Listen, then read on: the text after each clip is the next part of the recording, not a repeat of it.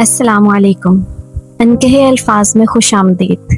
क्या आप जानते हैं कि रिश्तों में सबसे बड़ा जुल्म क्या होता है? किसी को जिस्मानी चोट पहुंचाना नहीं, बल्कि बार बार ऐसे सवालात पूछना जो सामने वाले के जख्मों को हरा कर दें। आइए आज इस खामोश ज़हनी अज़ियत की हकीकत को समझते हैं।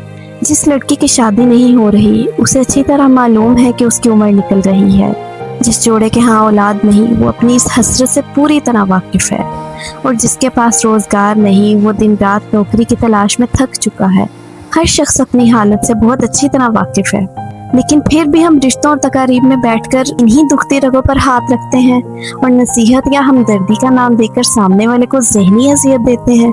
मिसाल के तौर पर ससुराल या ख़ानदानी महफिलों में जब किसी बहू से बार बार पूछा जाता है कि अभी तक कोई खुशखबरी नहीं, या किसी बेरोज़गार बेटे से कहा जाता है कि फलां का बेटा कहाँ पहुँच गया और तुम कहाँ हो, तो ज़रा सोचिए, क्या इन सवालों से उनका मसला हल हो जाता है? नहीं, बल्कि ये सवालात उनके अंदर एहसास कमतरी और घुटन पैदा करते हैं।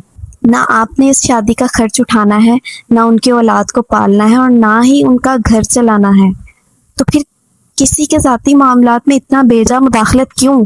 हकीकत ये है कि जो लोग दूसरों को बार बार उनकी कमियों का एहसास दिलाते हैं, वो दरअसल अपने अंदर के खालीपन को छुपाने की कोशिश कर रहे होते हैं।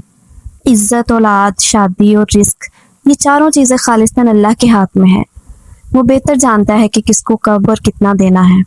किसी को वक्त से पहले कुछ नहीं मिलता और ना ही किसी को उसके मुकद्दर से कब मिलता है। खुदारा इस रवैये से बाज आए।